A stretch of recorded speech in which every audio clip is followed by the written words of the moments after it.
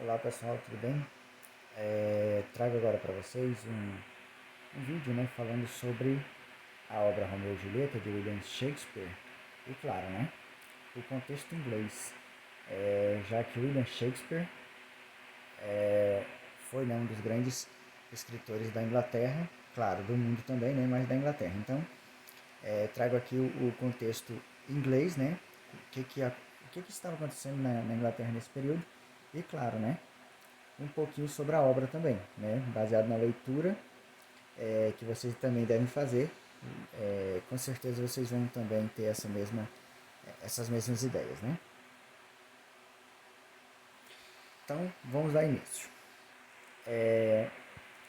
Romeu e Julieta é uma obra escrita mais ou menos por volta de 1591 até 1595, ou seja,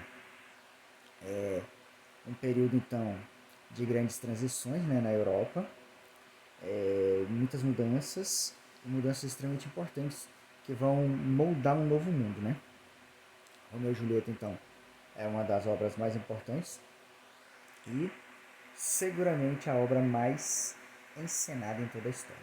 Então, olha a importância dessa leitura, por ser essa obra de relevância mundial, Uma coisa interessante é que essa obra narra uma tragédia, baseada aí na história de dois jovens que eram de famílias rivais, Os Montecchio e os Capuleto, certo?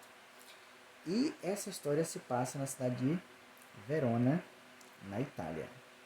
Então, nós temos o contexto da Inglaterra, mas também a história tem referência com a Itália, que, querendo ou não, tem histórias parecidas nesse período, que é um período de transição, como eu falei, da Idade Média para a Idade Moderna, mas são contextos assim um pouco diferentes também, principalmente no que diz respeito ao âmbito político, mas isso a gente vai ver mais adiante, certo? Então, vamos lá.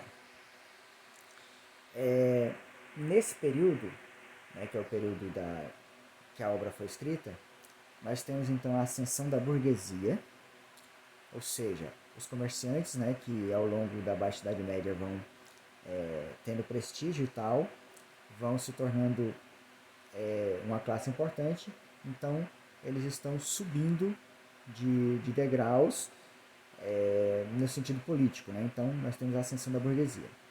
A nobreza, por sua vez, vai se enfraquecer, a gente vai ver logo na sequência por que a nobreza se enfraquece, né?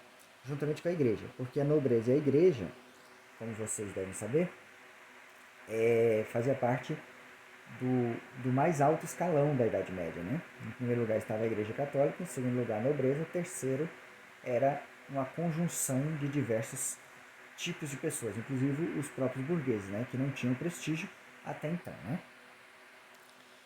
Nesse período do final da Idade Média para o início da Idade Moderna, nós vamos ter uma parceria entre burguesia e os reis. Então os reis vão se fortalecer, porque a burguesia vai financiar os reis, ou seja, vai emprestar dinheiro para os reis formarem exércitos e lutar contra os exércitos dos nobres, certo? E é nesse momento, então, que nós vamos ter também na cidade de Verona, como um exemplo, ou seja, na Itália, também uma caracterização de uma nova sociedade também, que é a ascensão da burguesia também na Itália. A diferença aí básica é que na Inglaterra vai se formar o absolutismo, ou seja, os reis se tornarão tão poderosos que serão considerados até mesmo deuses. Na Itália não. Na Itália as cidades vão ser governadas, na maioria das vezes, por pessoas importantes, mas pessoas da burguesia, e não reis propriamente ditos. Em toda essa conjunção de fatores, essas mudanças, a ascensão da burguesia, nós não podemos esquecer que as características da Idade Média, como eu falei da divisão da sociedade, onde nós temos aí principalmente essa hierarquia muito forte, em primeiro lugar aí a Igreja Católica, segundo a nobreza, isso não desaparece, tá? O que nós temos é a ascensão da burguesia e os reis se tornam fortes, porque no mundo feudal os reis não são fortes, tá? Então, o que está acontecendo na Inglaterra especificamente? Essa parte inicial que eu falei é uma introdução geral, Agora vamos para os detalhes. Entre os séculos XV e XVI, nós tínhamos na Inglaterra a dinastia Tudor. Essa dinastia Tudor, ela teve como representante muito importante o rei Henrique VIII. O rei Henrique VIII foi um dos reis que conseguiu trazer o poder para suas mãos, se tornou um grande dominador, né? E se tornou um rei absolutista. E ele chegou ao ponto de brigar com a Igreja Católica e criar a sua própria igreja, que foi o anglicanismo, onde ele passou a ser o chefe da igreja. Ou seja, não houve um rompimento com a situação religiosa, mas com a Igreja Católica, né? Nesse, nesse momento, a gente pode dizer que, com a ascensão desses reis poderosos, como Henrique VIII, nós vamos ter, então, a limitação, né, do poder da nobreza. Só que o poder da nobreza se enfraqueceu não foi só por causa da ascensão do rei. Na verdade, a ascensão do rei vem em função do enfraquecimento da nobreza. Porque a nobreza ela passou, a nobreza inglesa, por duas grandes guerras, né? Que foi a Guerra dos 100 Anos, que ocorreu entre 1337 e 1453, e a Guerra das Duas Rosas, que é entre 1455 e 1485. Então essas duas guerras enfraqueceram bastante a nobreza inglesa. Especificamente em relação à Guerra dos 100 Anos, foi uma guerra que traz algumas disputas interessantes, né? Uma delas era a disputa pelo trono francês. Olha bem, os ingleses disputando o trono francês. E uma outra era por interesse comercial na região de Flandres, a região ali da Bélgica, que era muito importante no comércio nesse período. Então, essa guerra, que durou 115 anos, alguns falam 116 anos, é lógico que ela ia enfraquecer a nobreza, né? E ao mesmo tempo o rei ia se fortalecer, por quê? Porque o rei ia precisar organizar exércitos para bancar uma guerra tão demorada, né? Até então, a nobreza tinha bastante poder porque ela tinha limitado o poder de um dos reis famosos, né? O rei João Sem Terra, que foi através de um documento chamado Magna Carta, assinado em 1215. Mas nesse momento, então, nós vamos ter agora um enfraquecimento dessa nobreza, certo? Com a vitória dos franceses na Guerra dos 100 Anos, nós vamos ter como consequência uma guerra civil dentro da Inglaterra, envolvendo duas famílias de nobres muito importantes, que eram os Lancasters e os York. Essas duas famílias eram importantes, brigavam pelo poder, mas não assumiam culpa pela derrota na guerra, né? E aí então essas duas famílias deram origem à famosa Guerra das Duas Rosas, já que as famílias usavam rosas como um brasão, né? E mais uma vez a nobreza ia se enfraquecendo e o rei ia subindo, né? Cada vez mais se tornando um rei absolutista. Então esse era o contexto inglês, tá? Em que a obra é escrita e todos esses acontecimentos. Agora vamos diretamente à obra, vamos falar alguma coisa sobre a obra para a gente não ficar preso apenas a uma situação, né?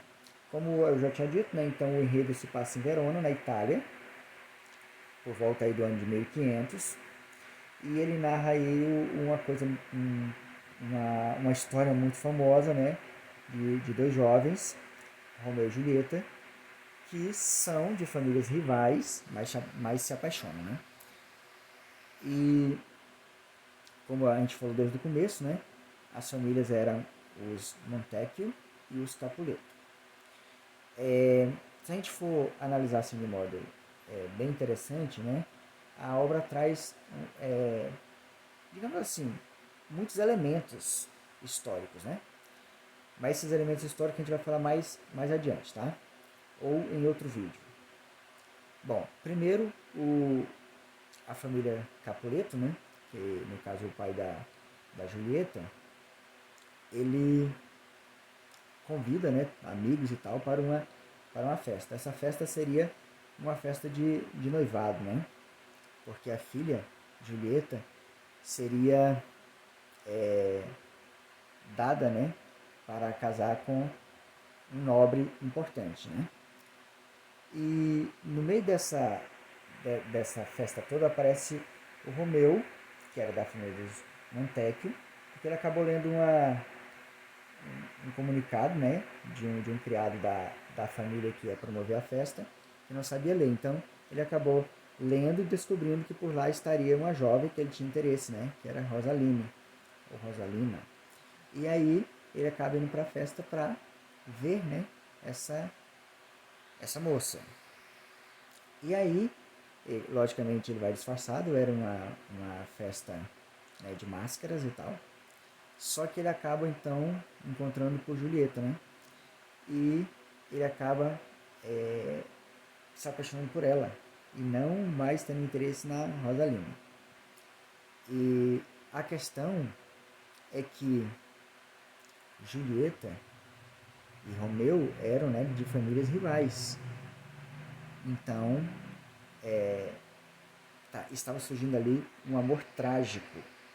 E aí nós temos características de um período que a gente vai ver lá na frente, tá? Que é o período do Renascimento, né? Esses romances trágicos são característicos da Grécia Antiga, e a Grécia Antiga estava sendo revivida através das obras dos artistas do Renascimento, né? Então, assim, é bem interessante porque traz vários elementos da história, né? E aí, então, é, nessa festa, inclusive, o Romeu acaba sendo descoberto e tal, mas aí o pai da Julieta considera que Romeu é um cara assim muito bem visto na cidade e acaba deixando, digamos assim, de forma sem que ele tenha que sofrer as consequências, né? Mais tarde, depois de descobrir que a jovem, por quem estava apaixonado, fazia parte da família inimiga, no caso, o jovem, né? Julieta vai para a varanda e conta às estrelas que tem um amor proibido. Essa parte é muito famosa, né? Que é exatamente quando Julieta então está ali se declarando, Romeu está escondido, está ouvindo, né, todas essas situações, né? E ele acaba então se apresentando a ela. Acontece então um encontro, né, mais específico entre os dois e as declarações então se tornam mais evidentes, né? E aí então entra em cena o Frei Lourenço, que no caso mostra os elementos da igreja, né, que era muito presente nesse período, para realizar um casamento secreto entre os dois jovens. No meio de muitas situações que estavam ocorrendo, acontece uma confusão, né, entre os aliados de cada uma das famílias, e nessa confusão um aliado de Romeu é morto pelo primo da Julieta, né, que no caso era o que foi morto, né, Mercúrio, e quem matou no caso teria sido o Teobaldo, primo da Julieta. E aí o Romeu então, para vingar a morte do Mercúrio, acaba matando também o Teobaldo. E no meio dessa confusão toda, Teobaldo, que no caso era primo de Julieta, né, digamos assim, traz novos elementos para essa confusão, né? O príncipe de Verona, que ali ele encarna mais ou menos o espírito de um rei absolutista, né, expulsa Romeu da cidade, ele é exilado.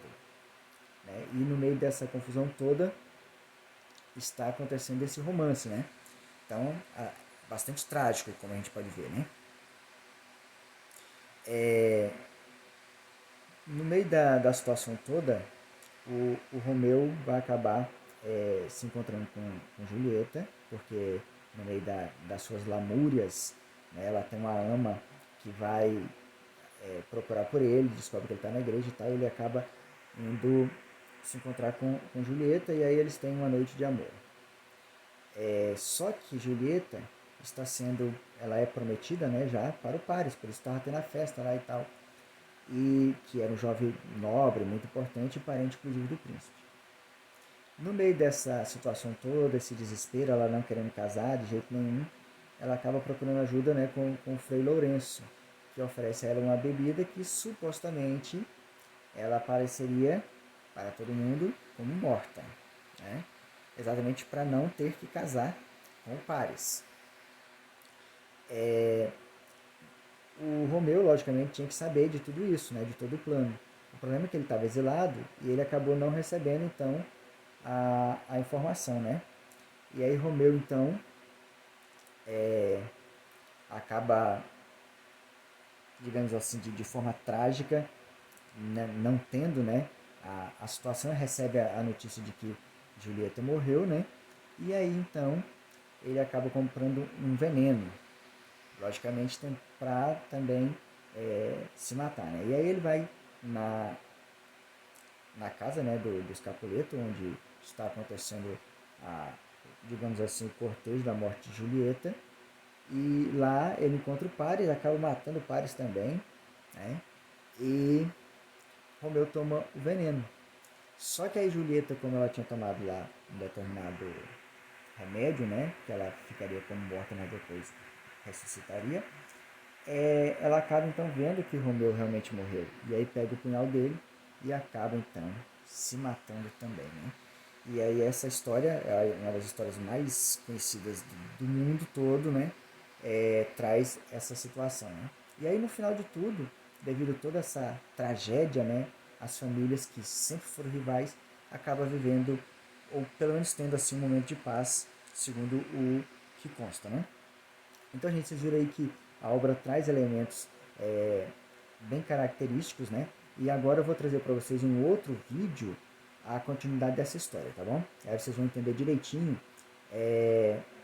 o contexto, tá? Aqui eu quis trazer mais a ideia do como, o que estava acontecendo na Inglaterra, que situação nós tínhamos lá e o que deveríamos entender de fato, né?